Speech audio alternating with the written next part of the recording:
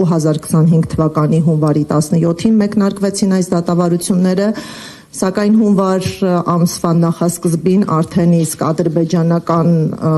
մամուլի աղբյուրները մեծ շուքով ազդարարեցին այս լրջագույն դատավարությունների մեկնարկը, ներպետական հանրային քննարկումներում դրանք նույնացվում էին նաև Նյուրնբերգյան դատավարությունների հետ, եւ արդեն հունվար ամսին Ռուբեն Վարդանյանը հունվարի 16-ին հանդես եկավ հայտարարությամբ, նշելով, որ այդ դատավարությունները ֆարս են, ինքնախոստովանական ցուցմունքներ չեն տրվել, կան ստորագրված արձանագրություններ նախաքննության փուլում, որոնք կեղծ են, եւ այն փաստաբանները ու թարգմանիչները, ովքեր ստորագրել են այդ արձանագրությունները, պարտադրանքի ներքո են գործել։ Նաև Ռուբեն Վարդանյանը առարկություններ ներկայացրեց դատագործերի անջատման առնչությամբ, ինչպես գիտեք, նախաքննության փուլում մեկ գործ է եղել, դրված են եղել նույն ապացույցները, նույն փաստերը, սակայն դատավարական նախաքննական կոնկրետ փուլում որոշում է կայացվել առանձնացնել Ռուբեն Վարդանյանի գործը, եւ մենք արդյունքում ունեցանք երկու զուգահեռաբար ընթացող դատավարություններ, մի դատավարություն Ռուբեն Վարդանյանի դատավարություններ, այսինքն մեկ ամբաստանյալով գործ, եւ երկրորդ դատավարությունը, որը մեզ հայտնի է 15-ի դատավարություն, ուներ 15 ամբաստանյալներ, ներառնված էին Արցախի 7 ռազմաքաղաքական ղեկավարներ եւ 8 գերիներ, որոնց գերեվարումը ուղղակիորեն առնչություն է ունեցել 2023 թվականի սեպտեմբերյան հարձակման հետ եւ նրանք օբյեկտիվորեն գտնվել են հենց ռազմական գործողությունների գոտում։ Անկեղծ ասած, իրավական տեսանկյունից գործի անջատման հիմքեր չկան, քանի որ վերագրվող արարքները նույնական են, ապացույցները նույնական են, դեպքերը փոխկապակցված են, եւ մենք այստեղ անձով պայմանավորված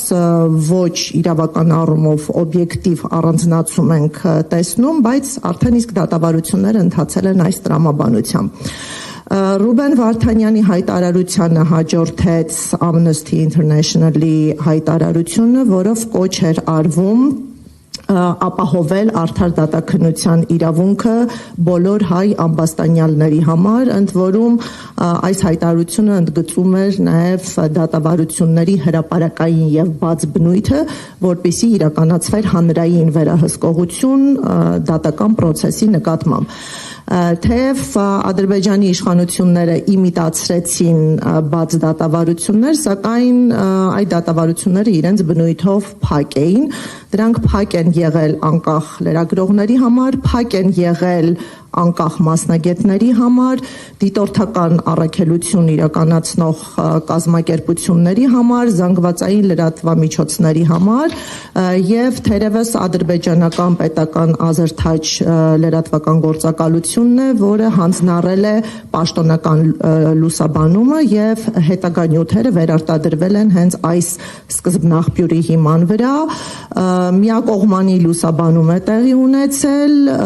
այն բոլոր դեպքերում, երբ մենք հնարավորություն ենք ունեցել ստանալ այլընտրանքային տեղեկատվություն, նաև եղել են անհամապատասխանություն կամ առնվազն ոչ ամբողջական տեղեկությունների հրապարակում։ Բոլոր այն կազմակերպությունները, որոնք դիմել են եւ մուտքի թույլտվություն են հայցել, կամ նրանց միջնորդությունները, խնդրանքները մերժվել են կամ անտեսվել են, այսինքն անգործությունը լրելային գործողությունները եւս հանգեցրել են իրավունքի չիրականացման, հասարակական կազմակերպությունները դիմել էին նաեւ տարբեր դեսպանատների իրենց ներկայությունը ապահովելու նկատառումներով, սակայն նման հնարավորություններ չեն տրվել, առանձին եզակի դրվագներով անհաջող փորձեր եղել են, բայց մենք կարող ենք ամփոփել, որ դատավարությունների ընթացքը տեղի է ունեցել փակ ռեժիմով, ոչ հրապարակային։ Այս շուրջ 1 տարի ընթացող դատավարություններում, երբ ընդհանուր առմամբ դատական նիստերի քանակը 2 դատավարություն գերազանցում է 150-ը, մենք չտեսանք կոնկրետ փաստեր, չտեսանք կոնկրետ ապացույցներ եւ արարքներ այդպես էլ չմնացին ապացուցված։ Մենք կարող ենք նկատել, որ հիմնական մեղադրանքները հենց քաղաքական թեզերի վերարտադրում էին դատական process-ներում եւ այս ողջ դատավարության նպատակը Արցախի քաղաքական միավորի ապալեգիտիմացումն էր եւ ցուցադրական պատիժը բոլոր այն հայերի նկատմամբ, ովքեր ի նպաստ Արցախի գործունեություն էին իրականացրել, ուստի գործընթացը հենց կապված է Արցախ, դրա ինքնորոշման իրավունք, հայկական պատկանելիություն եւ ի նպաստ գործունեություն եւ սիմվոլիկ մենք ունեցանք ղեկավարներին։ Նշեմ, որ դատավարությունների վերաբերյալ այլ միջազգային արձագանքներ եւս եղել են, առավել մենք կարևորում ենք 2025 թվականի մարտին Եվրոպական պարլամենտի կողմից ընդունված բանաձևը, թերևս շատ համակողմանի գնահատական էր պարունակում արցախյան հակամարտության առնչությամբ եւ խիստ դիպուկ լեզու էր օգտագործվում, այստեղ հստակ գնահատական կար նաեւ էթնիկ զտումների, ապօրինի դատավարությունների, անմարդկային վերաբերմունքի վերաբերյալ եւ ինչու ոչ կար ուղղակի ազատ արձակման կոչ, որը չպետք է ենթարկվեր որևէ պայմանականությունների